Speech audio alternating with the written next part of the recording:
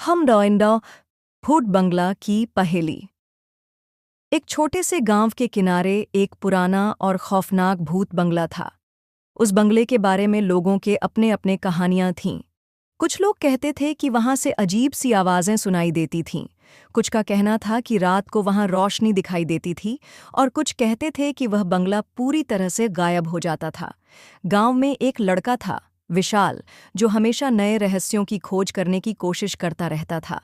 उसने सोचा, अगर मैं इस भूत बंगले की असली कहानी ढूंढ लूं तो लोगों का डर खत्म हो जाएगा। विशाल ने अपनी सहेली प्रिया को साथ लिया और दोनों ने मिलकर फैसला किया कि वे इस भूत बंगले की असली वजह समझेंगे। जब दोनों भूत बंगले के अंदर गए, उन्होंने देखा कि हर दीवार पर पुरानी तस्वीरें लगी हुई थीं। हर तस्वीर के नीचे एक पहेली लिखी हुई थी। पहली पहेली थी जो उन्होंने सबसे पहले देखी। मुझसे प्यार करना मुश्किल है, मुझे समझना और भी मुश्किल।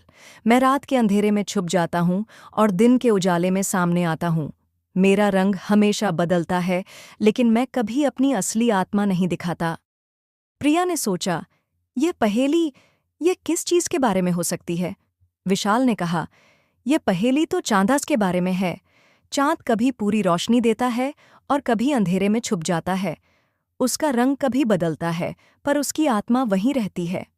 जैसे ही उन्होंने इस पहेली का जवाब दिया, एक पुरानी दीवार हिलने लगी और एक और पहेली उनके सामने थी। मैं वो हूँ जो हर इंसान के अंदर छुपी होती हूँ। मुझे समझना इतना आसान नहीं है। मैं कभी दिखाई नहीं देती, लेकिन हर इंसान का मेरा एक रास्ता होता है। अगर तुम मुझे समझ लो तो तुम्हारा हर रास्ता खुल जाएगा। विशाल और प्रिया दोनों ने सोचा। फिर विशाल ने कहा, यह पहेली डर के बारे में है। डर सबके अंदर होता है, लेकिन हम उससे समझकर उसका सामना करते हैं। अगर हम अपने डर को समझ लें तो हर रास्ता खुल जाता है। जैसे ही उन्होंने डर का जवाब दिया, उनके सामने एक और रास्ता खुल गया। रास्ता उन्हें बंगले के अंदर एक पुरानी कमरे तक ले गया। वहां एक और पहेली थी जो उन्हें धीरे धीरे उस शहर के असली राज तक पहुंचाने लगी। मैं छुपा हूं, लेकिन मुझे ढूंढना मुश्किल नहीं है।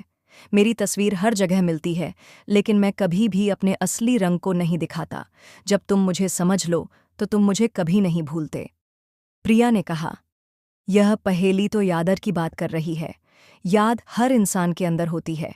हम अपनी यादों को कभी पुरानी चीज समझते हैं, लेकिन जब तक हम अपनी असली यादों को समझ नहीं लेते, हम अपने रास्ते नहीं ढूंढ सकते।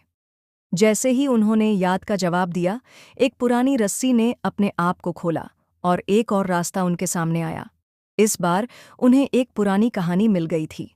वह कहानी एक खोज थी जो एक पुरानी चीज को समझने का रास्ता दिखाती थी। विशाल और प्रिया को समझ आ गया, वह बंगला सिर्फ एक जगह नहीं, बल्कि उनके अपने डर, याद और आत्मा के अंदर छुपा एक राज्य था। उन्होंने जाना कि जब तक हम अपने डर और यादों से सामना नहीं करते, हम अपनी असली मंजिल तक नहीं पहुंच सकते। इस कहानी का असली राज यह था कि कभी-कभी हम जो बाहर ढूंढते हैं, वह हमारे अंदर ही होता है।